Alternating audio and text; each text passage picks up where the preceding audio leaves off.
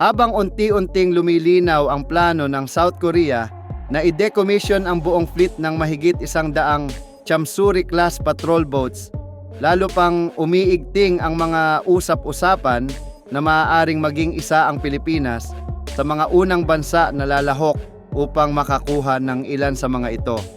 Sa lumalalim na tensyon sa mga karagatan at lumalakas na pangangailangan para sa maritime enforcement, maraming analyst ang naniniwalang may malinaw na motibasyon ng bansa upang samantalahin ang pagkakataong ito. At sa sentro ng lahat ng spekulasyon, tumatatak ang isang pangalan, BFAR, ang ahensyang kasalukuyang humaharap sa malaking kakulangan ng assets para sa proteksyon ng yamang dagat ng bansa. Ang Chamsuri class, na kilala rin bilang Patrol Killer Medium (PKM), ay matagal nang napatunayang maaasahan sa coastal security operations ng South Korea. Kahit na ginawa pa noong dekada 1,970 hanggang 1,970, maraming barko sa klase na ito ang nananatiling matibay, mabilis at ideal para sa operations na hindi nangangailangan ng mabibigat na armas. Dahil dito, ang pagsasabay-sabay na pagretiro ng napakaraming unit ay tinitingnan ng maraming bansa sa rehiyon bilang bihirang pagkakataong makakuha ng tested platforms sa murang halaga.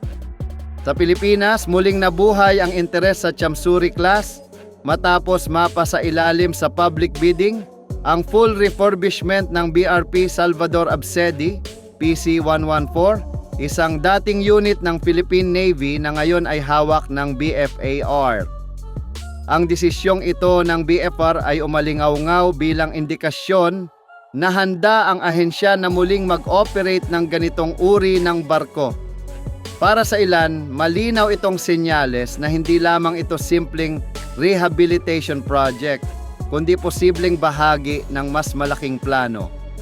May mga impormante sa loob ng maritime sector na nagsasabing may internal assessment umano ang BFAR na tumitingin sa posibilidad ng pagtanggap ng mas maraming decommissioned vessels mula South Korea. Bagamat walang kumpirmasyon, lumalakas ang haka-hakang bahagi ito ng preparasyon para sa posibleng diplomatic negotiation sa pagitan ng Manila at Seoul.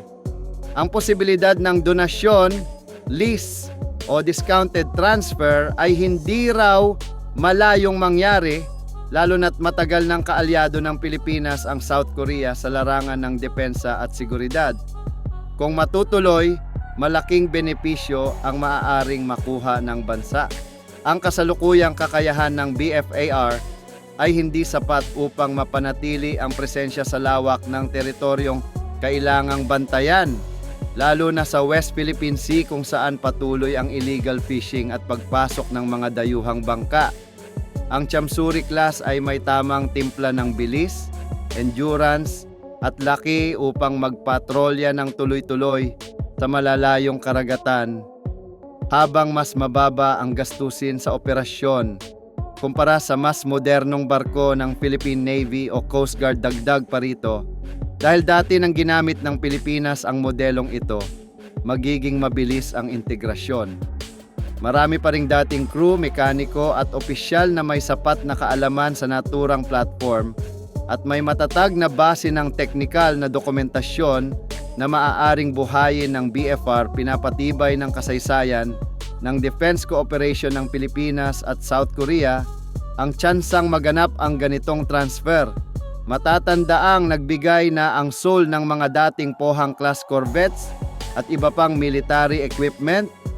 Sa harap ng patuloy na paglawak ng strategic interest ng South Korea sa Indo-Pacific, posible raw na tingnan ng Seoul ang paglipat ng Chamsuri class sa Pilipinas bilang bahagi ng pagpapalakas sa regional maritime partnership.